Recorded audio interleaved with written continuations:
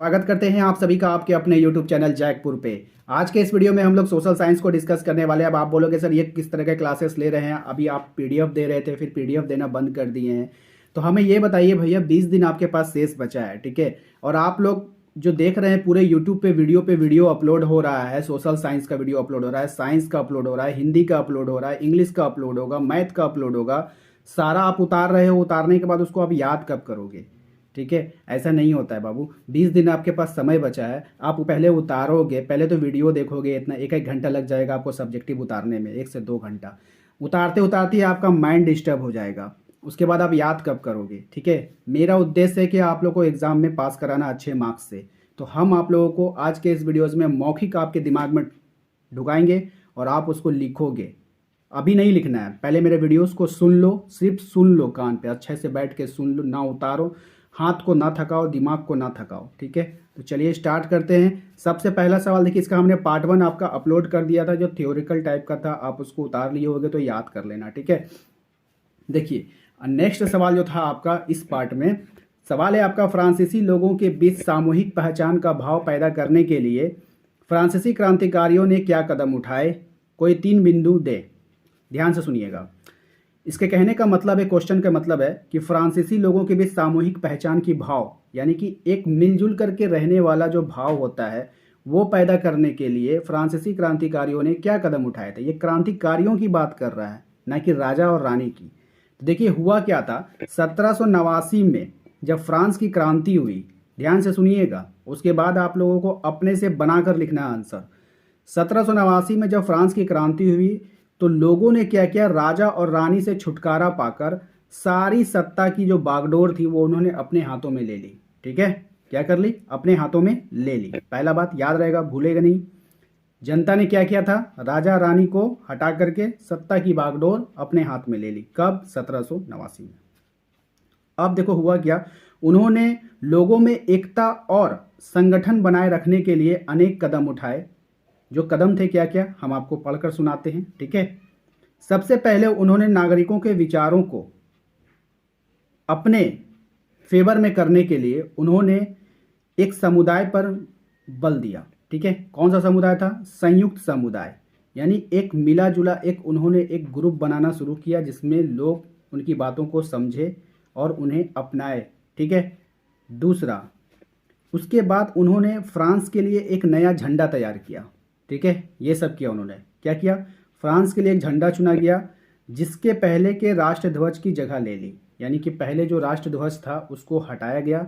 इन लोगों ने क्या किया, एक नया झंडा का आविष्कार किया और उसको राष्ट्रध्वज के रूप में अपना लिया। तीसरी बात है, सक्रिय नागरिकों के द्वारा चुनी गई एक सभा का गठन किया गया जिसका नाम नेशनल असेंबली रखा गया। अब सक्रिय नागरिक होते क्या है? देखिए, एक्टिव नागरिक जो होते हैं, जिसको देश से प्रेम होता है ना, जो एक्टिविटी करते रहते हैं देश हित में, तो उसको सक्रिय नागरिक कहते हैं। तो सक्रिय नागरिकों के द्वारा चुनी गई एक सभा का गठन किया गया, यानी जितने भी लोग एक्टिव थे, जितने भी सक्रिय नागरिक थे, उन लोगों को बुलाया गया और एक सभा का गठन किया गया और इस सभा का नाम रखा गया नेशनल असेंबली। क्या रखा गया? नेशनल असेंबली रखा गया, ठीक है। उसके बाद शपथ ली गई और शहीदों का गुणगान हुआ, यानी कि जाहिर सी बात है, जब देश को आज़ाद कराने में बहुत सारे लोगों क्या होते हैं, शहीद हो जाते हैं, तो उन शहीदों को फिर याद किया गया और देश का क्या किया गया, गुणगान किया गया, ठीक है। एक केंद्रीय प्रशासनिक व्यवस्था लागू की गई जिसने सभी नागरिकों के लिए समान कानून बनाए, यानी सेंट्रल तौर पे केंद्र में एक कानून व्यवस्था लगाई गई जो सभी नागरिकों के लिए क्या होगा, समान होगा। केंद्र में एक कानून बनाया गया जो सभी नागरिकों के लिए क्या होगा, समान होगा, ठीक है। आंतरिक आयात निर्यात शुल्क को समाप्त कर दिया गया, मतलब देश के अंदर जितनी भी चीज़ें आप कहीं भी ले जा करके बेच सकते हो, कहीं से भी एक सामान को खरीद के लेकर आ सकते हो, इस पे जो शुल्क लगाया जाता था, जो टैक्स लगाया जाता था, इसको समाप्त कर दिया गया, ठीक है। उसके बाद नाप तौल की एक समान व्यवस्था लागू की गई। अब कोई भी चीज़ अब आपको जो है ऐसे हाथ से उठा करके नहीं देना है, हर चीज़ को नापना है, तौलना है, उसकी एक समान व्यवस्था लागू की गई। आप इस क्वेश्चन से क्या समझते हो? ये क्वेश्चन इतना बड़ा था जिसको हमने शॉर्ट में आपको समझाया। इस क्वेश्चन में कहने का मतलब यही था, जो फ्रांसीसी क्रांतिकारी थे, जो आम जनता जो क्रांतिकारी थे, उन्होंने राजा और रानी को हटाया वहाँ से। अब हटाने के बाद लोगों में एक भाव पैदा हो जाती है कि ये जो क्रांतिकारी हैं ये सही हैं या फिर गलत हैं। तो इन लोगों ने जनता का विश्वास पाने के लिए क्या क्या किया, इस क्वेश्चन का ये मतलब था। और आपको यहाँ पर समझाना था कि इन लोगों ने यानी क्रांतिकारियों ने जनता के विश्वास को पाने के लिए क्या क्या किया, और ये सब बातें हमने आपको समझा दी। अगर आप इन बातों को 2 बार सुन लोगे तो आपको बिल्कुल भी रटने की ज़रूरत नहीं है। उसके बाद आप खुद से भी अगर 5 लाइन लिख लेते हो मिला मिला करके, अपने से बना बना करके, तो आप सक्सेस हो। समय नहीं है आपके पास रटने का, बिल्कुल भी क्वेश्चन को रटिए मत। देखिए अगला सवाल है हमारा, कह रहा है कि 2 नंबर सवाल था, इंपॉर्टेंट था दूसरा पार्ट का। सूरत बंदरगाह 18वीं सदी के अंत तक हाशिए पर पहुंच गया, इसके कारणों को लिखना था। ये इसका आंसर इतना बड़ा है कि यदि आप इसको याद करने लगोगे तो काफ़ी समय बर्बाद होगा। तो इसको आप लोग माइंड में बैठा लो, समझ लो, और इसको बाद आप अपने से लिखने की कोशिश करना, जरूर लिख पाओगे। सूरत बंदरगाह 18वीं सदी के अंत तक हाशिए पर इसलिए पहुंच गया क्योंकि यहाँ पर हुआ कि यूरोपीय कंपनियों ने कुछ अपना पर्सनल निजी बंदरगाह बनाना शुरू कर दिया, और ऐसा हुआ था स्थानीय रियासतों के द्वारा। यानी कि अब स्थानीय राजा लोग जो थे वो इन यूरोपीय कंपनियों को क्या देने लगे, छूट देने लगे, डिस्काउंट देने लगे कि चाहिए आप कहीं पर भी बिजनेस कर सकते हो, कहीं पर भी आप अपने फैक्ट्री लगा सकते हो। ठीक है, तो जब ये लोग पहले सूरत बंदरगाह से कर रहे थे तो इन लोगों को मुनाफा काफ़ी कम हो रहा था। इसके बाद में इन लोगों ने रुख किया बम्बई का और कोलकाता का। इन लोगों ने यहाँ पर अपना फैक्ट्री बनाई, अपनी बंदरगाह बनाए, और सारा कारोबार को अपने अंदर में ले लिया। ठीक है, तो जब पहले जहाँ से बिजनेस हो रहा था, सूरत से हो रहा था, ठीक है, तो वहाँ पे तो सब इन लोगों को नुकसान हो रहा था। लेकिन ये लोग किए क्या, वहाँ से हट करके कलकत्ता और मुंबई में अपना जो है बंदरगाह खुद का स्थापित करने लगे, जिसके कारण सूरत बंदरगाह का जो वैल्यू है वो धीरे धीरे गिरने लगा। क्या हुआ, धीरे धीरे उनका वैल्यू क्या हो गया, कम होने लगा। यही कारण था कि ये सूरत बंदरगाह 18वीं सदी के अंत तक हाशिए पर पहुंच गया। अब हो रहा था कि पुराने बंदरगाह को कोई पूछ नहीं रहा था, नए बंदरगाह पे व्यापार ज़्यादा फल फूल रहे थे, और इससे औपनिवेशिक ताकत बढ़ते जा रहा था। यानी उन लोगों की ताकत और भी बढ़ रही थी, क्योंकि उन लोगों के द्वारा ही ये सारे बंदरगाह बनाए गए थे, और पुरानी बंदरगाह को लोग भूल रहे थे और नए बंदरगाह से ज़्यादा बिजनेस चल रहा था। तो इनकी ताकत जो थी औपनिवेशिक शासक की, ये बढ़ती जा रही थी। तो इसी बात को आप लोगों को अपनी भाषा में मिला करके लिखना है। 2-4 लाइन 5 लाइन भी अगर आप लिख पाते हो तो आप बेस्ट हो। ठीक है, नेक्स्ट सवाल पे आते हैं। अब अगला सवाल जो है हमारा वो है बहुउद्देशीय परियोजनाओं से होने वाले लाभ को लिखने के लिए आपको बताया जाना है। तो क्या होता है बहुउद्देशीय परियोजना, उनसे क्या होता है लाभ। देखो जब भी बहुउद्देशीय परियोजना की बात करेगा ना तो आपके माइंड में सिर्फ एक फोटो ले आना, डैम। डैम समझते हो, जहाँ पे बहुत बड़ा डैम बनाया जाता है, जहाँ पे पानी का स्टॉक होता है। ठीक है, ये वाला बात आपके दिमाग में आ जाना चाहिए। इसके बाद देखिए इनके लाभों को आपको बताना है, हम पढ़ते हैं उसके बाद आपको समझाते हैं, और उम्मीद करते हैं कि इसको सुन लेने के बाद आप खुद से 4-5 लाइन लिख पाओगे। देखो बहुउद्देशीय परियोजनाओं के निम्नलिखित लाभ होते हैं। ठीक है भैया, कौन कौन से लाभ होते हैं बता दो। देखो, उनसे सिंचाई की सुविधा बढ़ी है, बिल्कुल है। जब आप डैम बना दोगे तो पानी को क्या करोगे, स्टॉक करोगे, अपने मर्जी से जितना चाहो उतना पानी छोड़ सकते हो, जितना चाहो उतना पानी को कंट्रोल कर सकते हो। तो ये तो डैम का काम होता है। तो उनसे सिंचाई की सुविधा बढ़ गई। ठीक है, और पहले से जो ज़मीन सूखी पड़ी थी उनको क्या मिलने लगा, जल मिलने लगा। ठीक है, दूसरी बात, लाखों क्विंटल अनाज पैदा होने लगे। उसके बाद जहाँ पे अनाज पैदा नहीं होती थी, जहाँ पे अनाज को पैदा करने में प्रॉब्लम होती थी, पानी की सबसे बड़ी दिक्कत होती थी, ये आपकी ख़त्म हो गई। किससे, बहुउद्देशीय परियोजना से। दूसरा, इन बड़े बांधों ने बाढ़ों के वेग को रोकने और लोगों की बर्बादी से बचाने का विशेष योगदान दिया। अब इन बहुउद्देशीय परियोजना का एक लाभ और मिला कि जब आपने डैम बनाया, जब आपने उसको कंट्रोल किया पानी को, तो जब बाढ़ आती थी ना तो ये लोग क्या करते थे, ये डैम क्या करता था, बाढ़ के पानी को भी कंट्रोल कर लेता था, जिससे लोगों की जान बच गई। नहीं तो क्या होता, अचानक से आता और लेके चलते चल जाता। ठीक है, ये हो गया। 2 बातें, 2 बिंदु आपने देखा।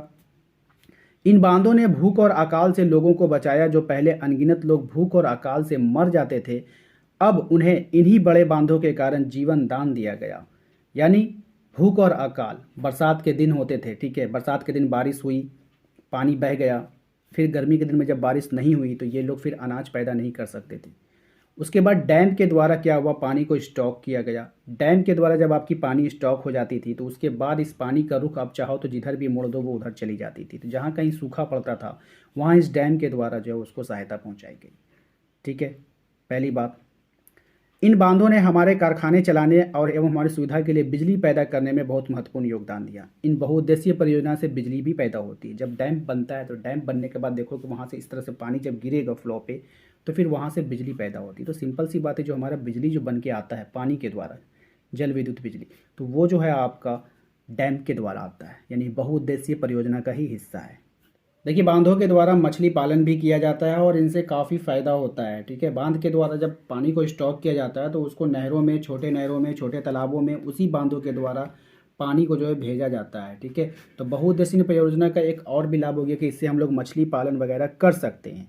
ठीक है, तो उसके बाद जो है आप लोग को, मुझे लगता है कि ये ज़रूरी नहीं है कि अब आप लोग इसको रटोगे, आपको समझ में आ गया कि बांध की क्या क्या सुविधाएं होती है। बाढ़ पे कंट्रोल होता है, मछली का पालन होता है, खेतियों में, खेती बाड़ी में ये सुविधा पहुंचाती है। उसके बाद जहाँ कहीं सूखा पड़ गया था उससे भी काफ़ी राहत मिली है, बिजली का उत्पादन होता है। तो ये सब बातें जो है आप लोगों को सिर्फ बना बना करके लिखना होगा, जितना आप उसको बना सकते हो, क्योंकि एग्ज़ाम में आपसे कहता है कि विद्यार्थी यथासंभव प्रश्नों के उत्तर अपने शब्दों में दें। ये ज़रूरी नहीं है कि जो हम क्वेश्चन लिखाएंगे आपको बुक के लैंग्वेज में, वो आपके लैंग्वेज में, मतलब उसी के लैंग्वेज में होना चाहिए। क्वेश्चन का सभी का आंसर आपके लैंग्वेज में होना चाहिए था। ठीक है, तो चलिए नेक्स्ट सवाल पे चलते हैं, देखते हैं अगला सवाल क्या है।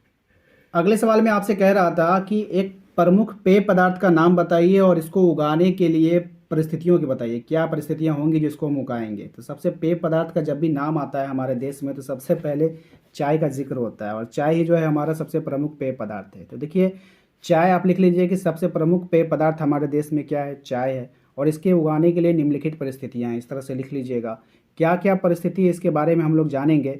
सबसे पहली बात है कि चाय के उत्पादन के लिए 21 डिग्री सेल्सियस से 29 डिग्री सेल्सियस तापमान जो है वो आदर्श होता है, यानी कि अच्छा होता है। कहाँ से कहाँ तक?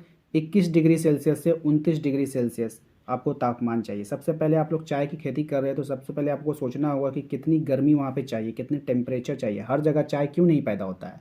ठीक है, क्योंकि हर जगह का टेम्परेचर ऊपर नीचे होता रहता है। ठीक है, तो चाय के लिए जो तापमान होता है वो 21 से 29 डिग्री का चाहिए। और चाय की वृद्धि के लिए सबसे कम तापमान अगर हम बात करें तो ये जो होता है ये हाईएस्ट का था। ठीक है, और सबसे कम अगर चाहिए तो 16 डिग्री सेल्सियस, उससे कम नहीं होना चाहिए। कितनी? 16 डिग्री सेल्सियस से कम नहीं होनी चाहिए। अधिकतम 21 से 29 होना चाहिए और न्यूनतम 16 डिग्री से कम नहीं होना चाहिए चाय के लिए उपयुक्त तापमान। ठीक है, और अगर हम वर्षा की बात करें तो चाय के लिए, खेती के लिए जो वर्षा चाहिए वो 150 से 250 सेंटीमीटर वर्षा आवश्यक होती है। कितना? 150 से 250। ठीक है, ये हो गया। अगर हम मिट्टी की बात करें, किस प्रकार की मिट्टी चाहिए, तो चाय की झाड़ियों को चूने और लोहे के साथ उपजाऊ, ठीक है, जहाँ पे चूना चाहिए वहाँ का मिट्टी में चूने की मात्रा होनी चाहिए, कैल्शियम कार्बोनेट की, एंड लोहा आयरन की मात्रा होनी चाहिए। उपजाऊ पहाड़ी मिट्टी की आवश्यकता होती है, मैदानी मिट्टी नहीं, पहाड़ी मिट्टी होना चाहिए, और वहाँ के मिट्टी में कैल्शियम यानी चूना और आयरन के होना मात्रा जरूरी होता है। ठीक है, ये होना चाहिए। मिट्टी की धरण में समृद्धि होनी चाहिए, यानी उसकी जो धरण क्षमता है वो अधिक होनी चाहिए। ठीक है, चाय की खेती के लिए अच्छी तरह से सूखी भूमि की आवश्यकता होती है, भूमि गीला नहीं होना चाहिए। चाय की खेती के लिए भूमि कैसी होनी चाहिए? सूखी भूमि होनी चाहिए। आवश्यकता होती है, चाय के पौधों के लिए पानी का ठहराव अच्छा नहीं होता है। चाय की खेती के लिए पानी का जो ठहराव, जैसे कि बारिश हुआ और पानी कहीं पे जम गया तो उस वो अच्छा नहीं है चाय की खेती के लिए। ठीक है, तो चाय की खेती के लिए जो पानी का ठहराव होता है वो अच्छा बिल्कुल भी नहीं होता है। भारी वर्षा लेकिन पानी का कोई ठहराव नहीं, ऐसी पहाड़ी ढलान चाय की खेती के लिए उपयुक्त होते हैं। जब कभी भी आप देखोगे चाय की जो खेती होती है वो ढलान में इस तरह से होता है। ठीक है, बारिश हुआ सारा पानी निकल गया, पानी रुकने का कोई चांसेस नहीं। ठीक है, तो चाय की खेती के लिए तो जो वर्षा तो अच्छी होती है लेकिन वर्षा का जमाव नहीं होना चाहिए था। ठीक है, इसीलिए चाय की जो खेती होती है वो सीढ़ी नुमा खेतों में किया जाता है, यानी कि इस तरह से सीढ़ी नुमा खेत बनाया जाता है ताकि पानी रुके ना, या फिर ढलानी क्षेत्रों में किया जाता है, मैदानी क्षेत्रों में नहीं किया जाता है। तो यही सब बातें, इन सब बातों को आपको बना करके, जिस तरह से आप वाक्य बनाते हो, जुमला बनाते हो, वाक्य बनाते हो, ऐसे लिखते हो, गाय पे, घोड़ा पे, डाकिया पे, इस तरह से आप लोगों को क्या करना है, बना बना करके लिखने का कोशिश करना है। रटोगे काफ़ी समय बर्बाद होगा आपका। अगर आपने एक बार भी अगर एक क्वेश्चन को बनाकर लिख लिया तो फिर आप एग्ज़ाम तक उसको भूलोगे नहीं। आप कर कर देखो, मेरी बातों पे विश्वास कर कर देखो, आप जब बनाओगे तो आपको खुद यकीन हो जाएगा। रटने से अच्छा है कि समझ कर उसको लिखना, तो आप उसको भूलोगे नहीं, आपका कंट्रोल हो जाएगा, आप में कॉन्फिडेंस आ जाएगा कि कोई भी क्वेश्चन पूछेगा हम उसका आंसर कर देंगे।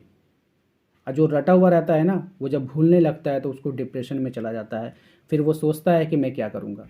ठीक है, तो आज के इस वीडियोस में हम इतना ही रहने देते हैं। अगर आपको इस तरह का वीडियोस चाहिए जिसको आप सुन करके याद कर सको और फिर उसको अपने लिख करके अप्लाई कर सको, तो प्लीज़ कमेंट कीजिएगा एंड रिक्वेस्ट कीजिएगा कि हाँ इस तरह की वीडियोस चाहिए मुझे, समझा समझा करके अगर आपको मैं समझा सकूं और आप उसको एक बार में सुन करके अपने दिमाग में फिट कर सको और फिर उसको अप्लाई कर सको, ताकि आप आगे चल के भूलो ना। देखो भाई, समय बहुत कम बचा है, आप लोगों के पास समय बिल्कुल भी नहीं है। 20 दिन का समय है, तो क्या आप सिर्फ सोशल साइंस याद करोगे? हमने देखा है यार, कई सारे वीडियोस यूट्यूब पे भरमार पड़े हैं, लोग दनादन मॉडल सेट को सॉल्यूशन दे रहे हैं और आप लोग दनादन नोट कर रहे हो। मुझे आप लोगों की फ़िक्र है, मैं आप लोगों के भलाई के लिए कह रहा हूँ कि आप लोग के पास समय नहीं है। आप लोग वीडियोस देखोगे, नोट करोगे, याद कब करोगे और इम्प्लीमेंट कब करोगे? इतना कम समय में आप कैसे सक्सेस करोगे? एक सब्जेक्ट नहीं है आपके पास, साइंस को भी याद करना पड़ेगा। सोशल साइंस है, हिंदी है, संस्कृत है, इंग्लिश है, क्यों भूल जाते हो? प्लस मैथ का प्रैक्टिस है, ये माइंड है। आपको यही करना था तो आपको शुरू से करना था, 1 साल पहले से करना था। अब क्यों कर रहे हो? इतना परेशानी उठा रहे हो अपने दिमाग, छोटे से दिमाग पे इतना लोड दे रहे हो। समय अब नहीं है। जिन लोगों ने जितना याद कर लिया उतना काफ़ी है।